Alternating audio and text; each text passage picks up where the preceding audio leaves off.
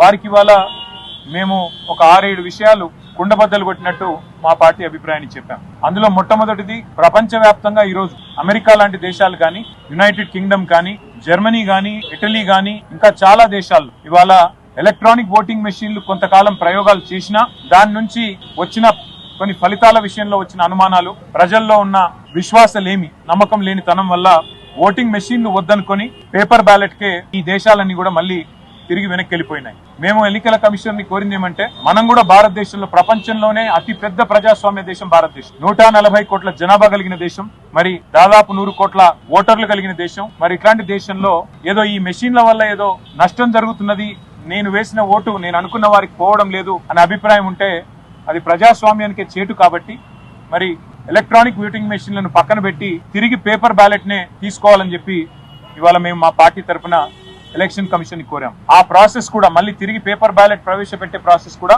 బీహార్ ఎన్నికల నుంచే ప్రారంభించండి. నవంబర్ లో జరగాల్సి ఉన్న బీహార్ ఎన్నికల్లోనే తిరిగి పేపర్ బ్యాలెట్ ప్రవేశపెట్టండి. ఆ తర్వాత వచ్చే సాధారణ ఎన్నికల్లో అన్నింటిలో కూడా ఖచ్చితంగా మళ్ళీ పేపర్ బ్యాలెట్ తోనే నిర్వహించాలని చెప్పి కూడా మా పార్టీ తరఫున కుండబద్దలు కొట్టినట్టుగా మా అభిప్రాయాన్ని చెప్పాం.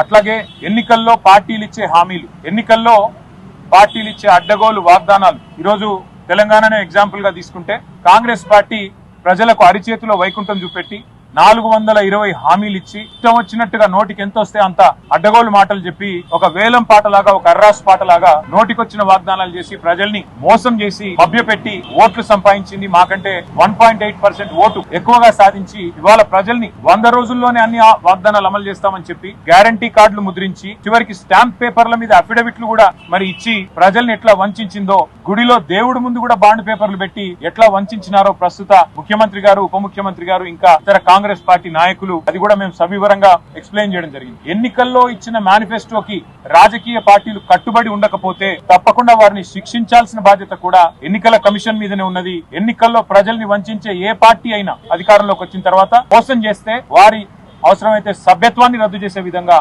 వారిని అనర్హులుగా మళ్ళీ భవిష్యత్తులో ఎలక్షన్ లో పాల్గొనడానికి అనర్హులుగా ఆలోచన చేయాలని చెప్పి కూడా ఎలక్షన్ కమిషన్ కి మేము విజ్ఞప్తి చేయడం జరిగింది. అట్లాగే ఈ రోజు బీహార్ లో ఏదైతే ఇంటెన్సివ్ రివిజన్ జరుగుతా ఉందో ఓట్ల, దానికి సంబంధించి కూడా విస్తృతమైన చర్చ జరగడం జరిగింది. దాదాపు 65 లక్షల మంది ఓట్లు పోయినాయి బీహార్ లో అని చెప్తా ఉన్నారు. ఎందుచేత ఇది జరుగుతా ఉన్నదని చెప్పి కూడా మేము ఎన్నికల సంఘాన్ని అడగడం జరిగింది. వారు చెప్పింది ఏమంటే, చనిపోయిన వాళ్ళ ఓట్లు తీసేశాము, అట్లాగే ఎవరైనా మైగ్రేట్ అయితే తీసేశాము, అట్లాగే ఎవరైనా రెస్పాండ్ అవ్వకపోతే తీసేసినాము, అట్లాగే ఎవరైనా ట్రేస్ చేయలేకపోతే వారి తీసేసినాం తప్ప ఎక్కడా ఏమి ఇబ్బంది లేదని చెప్పారు. మేము ఎన్నికల కమిషన్ కి ఈ రోజు మా పార్టీ తరఫున చెప్పింది ఏమంటే, రివిజన్ అనేది చేయాల్సిందే, తప్పేమీ లేదు, కానీ విశ్వాసం అనేది అందరినీ విశ్వాసంలోకి తీసుకొని చేసినట్టయితే బాగుంటది. ముఖ్యంగా క్షేత్ర స్థాయిలో, బూత్ లెవెల్లో, అట్లాగే నియోజకవర్గ లెవెల్లో, తాలూకా లెవెల్లో, మండల్ లెవెల్లో మరి అన్ని పార్టీలకు కూడా సభ్యులు ఉంటారు. మీరు ఈ ప్రక్రియలో అన్ని పార్టీలను, అఖిల పక్షాన్ని కూడా భాగస్వామ్యం చేసి పారదర్శకంగా, ట్రాన్స్పరెంట్ గా చేస్తే ఇట్లాంటి అపోహలు రావు, అనుమానాలు రావు. లేకపోతే తప్పకుండా అనుమానాలు వస్తాయి. మీరు క్షేత్ర స్థాయి నుంచి ఒక స్టాండర్డ్ ఆపరేటింగ్ ప్రొసీజర్ పెట్టి అన్ని పార్టీలను, అఖిల పక్షాన్ని కూడా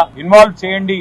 మాకు బూత్ లెవెల్ కమిటీస్ ఉన్నాయి. అన్ని రాజకీయ పార్టీలకు బూత్ లెవెల్ కమిటీలతో అవసరమైతే ఒక అఖిల పక్షాన్ని ఏర్పాటు చేసి కింది స్థాయి నుంచి రాష్ట్ర స్థాయి దాకా, అంటే రాష్ట్ర స్థాయిలో ఉండే చీఫ్ ఎలక్టరల్ ఆఫీసర్ ఎవరైతే ఉంటారో వారు, జిల్లా స్థాయిలో కలెక్టర్ గారు, తాలూకా స్థాయిలో ఆర్డీఓ గారు, మండల స్థాయిలో ఎండీఓ గారు, మరి గ్రామ స్థాయిలో ఒక విఆర్ఓ గారు, ఆ రకంగా ప్రతి స్థాయిలో అఖిల పక్షాన్ని ఇన్వాల్వ్ చేసి, అన్ని పార్టీలు ఇన్వాల్వ్ చేసి, మీరు గనక ట్రాన్స్పరెంట్ గా ఎవరెవరు ఓట్లు తీస్తున్నారు, ఉదాహరణకి ఒక ఊర్లో ఒక 100 ఓట్లు పోతున్నాయని, ఏ 100 ఓట్లు పోతున్నాయి, ఏ కారణంతో పోతున్నాయి, ఎంతమంది చనిపోవడం వల్ల తీసేసినారు, ఎంతమంది అక్కడి నుంచి వేరే దేశానికో వేరే పట్టణానికో మరి మైగ్రేట్ కావడం వల్ల తీసేసినారు, అది పారదర్శకంగా మీరు కనుక లిస్ట్ డిస్ప్లే చేస్తే, అన్ని పార్టీల సమ్మతితో చేస్తే మంచిగుంటది.